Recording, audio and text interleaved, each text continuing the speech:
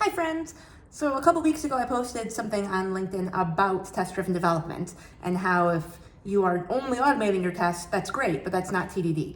That confused some people and I keep having this conversation. So I'm going to try to use a visual and see if that helps.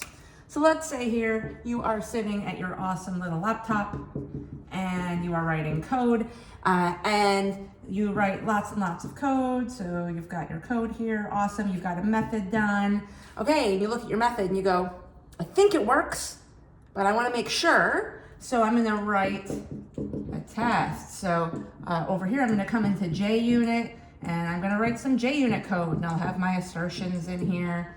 And I'm going to run that test, and then I see when it's green, when I get a check mark, thumbs up, awesome, I now know that this code works.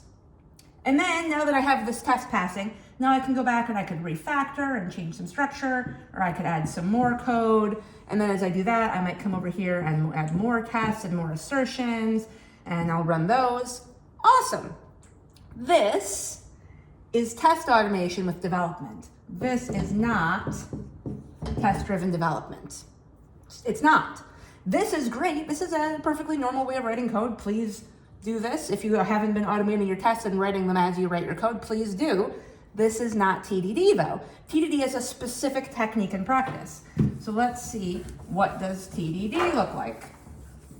TDD starts over here. So our test, so let's say in JUnit, before we come over here at all, so this is our prod code, right?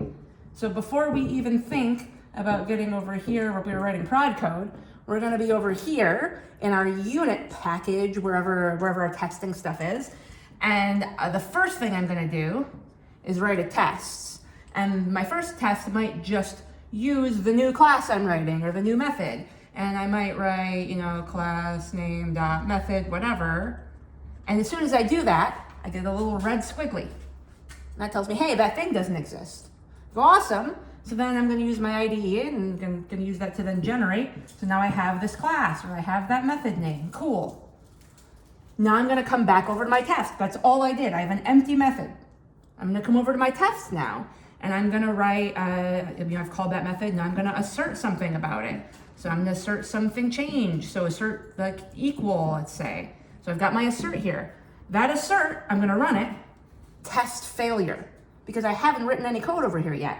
That test failure, now that I have it, is now going to drive me to come back over here and add some code. So I've got some extra code in here that'll make this pass, just enough to make it pass.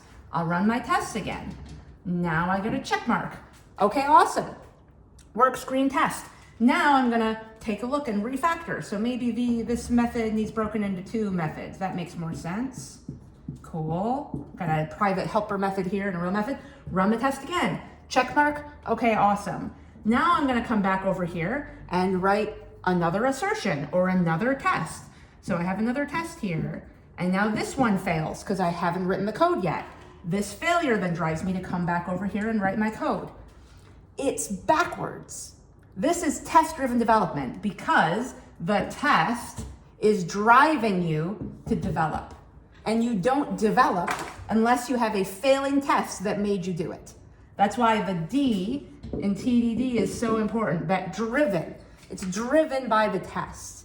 This is test-driven development. If you want the benefits of TDD, it takes this level of discipline where you are actually making sure that none of this code exists that is not covered in tests because it was driven by a test. You also know all your code is testable because you wrote it to make these tests compile and pass. So you know this code is testable, you know it's covered because you wrote it driven by this. And you are stopping and pausing and rerunning and frequently refactoring as you go, including refactoring the tests, because when you do TDD, you end up with a lot of assertions and a lot of test methods you might be able to combine together into setups and teardowns, etc. So you are constantly refactoring and doing this. If you are not doing what I just said, test, then code, test, then code in tiny little chunks, you're not doing TDD. I want to be clear, that is not a judgment.